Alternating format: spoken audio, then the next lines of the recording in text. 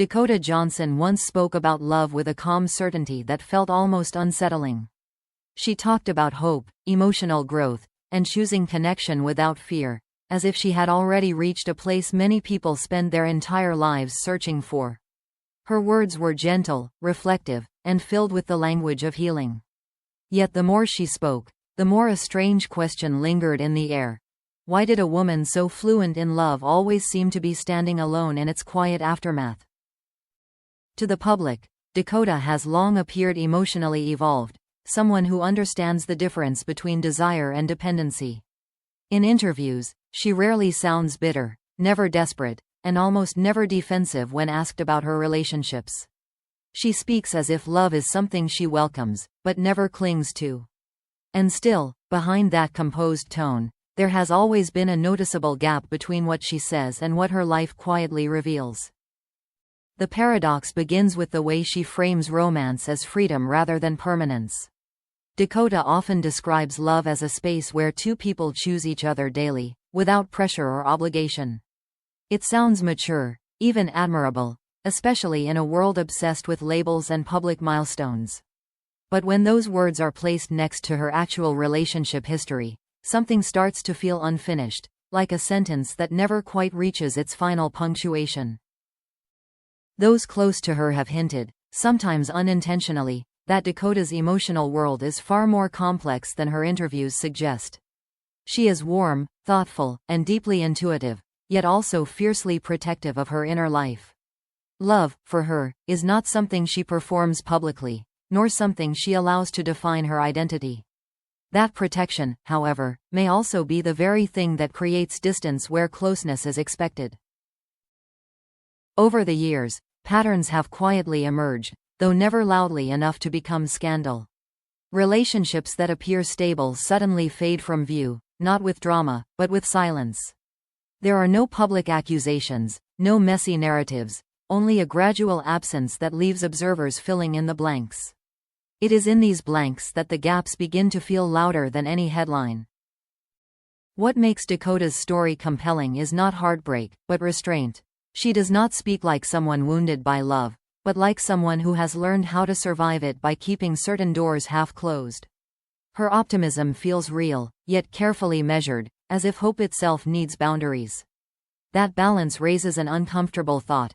Can hope remain genuine if it is never fully tested? There is a subtle tension in the way she discusses emotional intimacy. Dakota often emphasizes honesty, vulnerability, and presence, but rarely speaks about long-term certainty or shared futures. It is as though love exists for her in the present tense only, beautiful but temporary by design. That perspective invites admiration, but also suspicion, especially from those who sense a quiet fear beneath the philosophy. Observers have noted how often her relationships seem to pause rather than end. No dramatic breakups, no definitive statements, just time stretching thin until connection dissolves on its own. This pattern suggests not avoidance, but hesitation, as if stepping fully into commitment might cost her something she is unwilling to lose. Independence, perhaps, or the sense of control she has carefully built. In public moments, Dakota appears grounded, even content, never rushing to clarify rumors or correct assumptions. She allows ambiguity to exist, letting people project their own interpretations onto her silence. That silence, however, is not empty. It is filled with choices, boundaries, and decisions that speak just as loudly as her words of hope. Friends have described her as someone who feels deeply but processes privately. She listens more than she speaks, and when she speaks, she chooses language that softens rather than exposes. Love, for her, is not chaos or obsession, but a quiet negotiation between closeness and self-preservation. That negotiation may be the source of the gaps others perceive. The more Dakota insists she believes in love, the more people question what kind of love she truly allows herself to have. Is it a love that stays, or a love that teaches and then steps aside? Is it built to last, or designed to leave no scars when it ends? These questions linger not because she invites them, but because she never fully answers them. There is something almost forbidden about admitting that hope and distance can coexist. Society expects optimism to lead somewhere concrete, toward partnership, stability, or permanence. Dakota challenges that expectation simply by existing in between. Her life suggests that one can speak beautifully about love while still choosing uncertainty. In that contradiction lies the heart of her paradox. Words filled with warmth, intention, and emotional intelligence, set against a life marked by pauses, absences, and unanswered endings. She does not deny love, but she does not surrender to it either. And perhaps that is not confusion, but a deliberate choice. As the public continues to listen to what Dakota says, fewer people are asking what she truly wants. Instead, they are beginning to notice what is missing. The spaces between relationships, the lack of final declarations, the quiet after hopeful statements. Those spaces tell a story of their own, one that feels unresolved and deeply human. By the end of this first look, one thing becomes clear. Dakota Johnson is not struggling to find love, nor is she running from it. She is standing carefully at its edge, speaking of hope while leaving room to step back. And in that space between words and reality, the gaps quietly wait to be understood. The silence around Dakota's love life has never felt accidental. It arrives not as avoidance, but as a deliberate pause, one that invites speculation without confirming anything. In moments when the world expects reassurance or clarity, she offers neither denial nor affirmation. That restraint becomes its own message, louder precisely because it refuses to explain itself. When asked directly about commitment, Dakota often redirects the conversation toward personal growth and emotional honesty. She speaks about being present, about listening to oneself, about not forcing timelines that no longer serve the heart.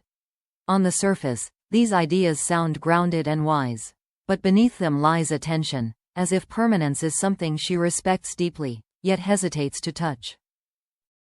Those who have watched her closely notice a recurring pattern in how relationships end, or perhaps more accurately, how they fade. There is rarely a moment of collapse, no visible breaking point. Instead, connection slowly loosens, like hands unclasping without a word. This quiet withdrawal suggests not a lack of feeling, but a fear of what might happen if feeling goes too far.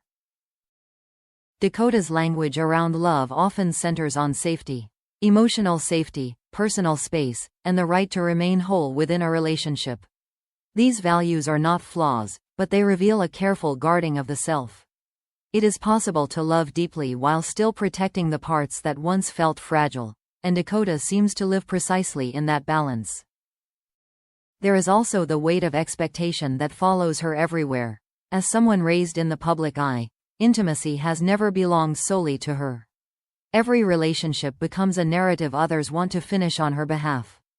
Choosing incompleteness, then, may be her way of reclaiming authorship over her own emotional story. At times, her optimism feels almost defiant.